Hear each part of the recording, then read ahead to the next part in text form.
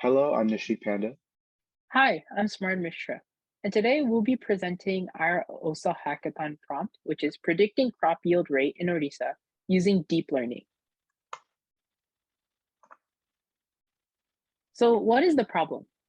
The problem is 39.4% of employment in Odisha is in the agricultural sector. Most crop yield predictors focused on Odisha only work for certain crops, such as rice, green gram, black gram, and cowpea. Many crop yield predictors that are out on the market use more advanced data, such as weather and genotype, that might not be available to all farmers. We used NDAB's crop production dataset. This includes features such as crop name, season name, district name, the season the crop was planted, the land area used for production, crop production in metric tons, and the crop yield rate in tons per hectare. First, filter this data to only include data from Odisha. Much of our data is categorical. This is a problem because a lot of algorithms don't accept categorical data. They only accept integers, doubles, etc. To fix this, we label and code the data for the crop name and season, meaning we apply numbers to each crop and season, and then replace the crop name and season string values with those integers. For district name, we simply replace the district with the latitude and longitude of the district. You have a histogram of the land area utilized for production here. It's hard to see, but if you look at the bottom left, you can see a small sliver of blue. To normalize the land area, We took the z-score of the natural log of the area. And as you can see on the bottom over here, it's much, much better. crop yield rate had similar problems to the land area. To fix this, we took the natural log of 1 plus the yield rate, and then range scaled it by subtracting the min and then dividing by the range, making all the values between 0 and 1. The x values, we used latitude, longitude, area, yield rate, crop name, and district name, and y we used crop yield rate. 20% of our data was used for testing and 80% was used for training.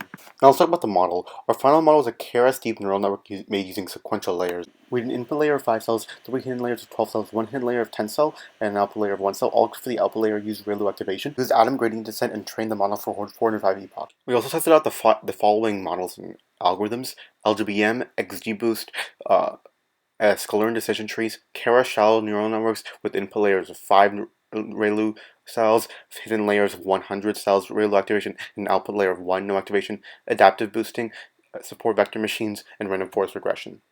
Let's talk about the results. Our deep learning neural network had a R squared of 0.965 against the testing data, which is excellent. We can see the predicted versus actual normalized yield rate on the left, and the denormalized on the right. The p-value was 3.37 times 10 to the negative 51.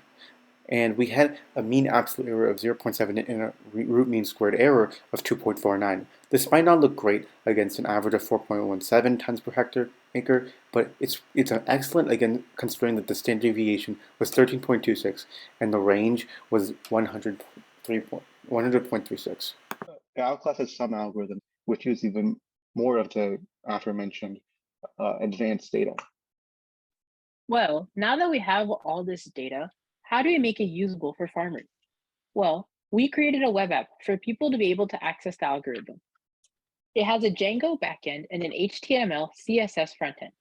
To run the app, download the required libraries that consist of keras, TensorFlow, and Django, and then download the Ordia directory and then enter the python manage.py run server in terminal for Mac and Linux and command prompt for Windows.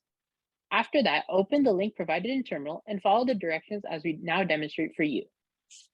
Here, you choose the crops which you planted. For our purposes, we'll use groundnut. Choose the district in which you grew it in. Again, for our purposes, we'll use Angul. Choose the season in which you grew the plants. We will use autumn. And then provide the area in hectares. So we chose 212. Now we click submit and let our program run. And as you can see, now we have a crop yield rate in metric tons of hectare of 0.8995229. And we also have a crop production, again, in metric tons of 190.69885, etc. Thank you for watching our presentation. Have a great day.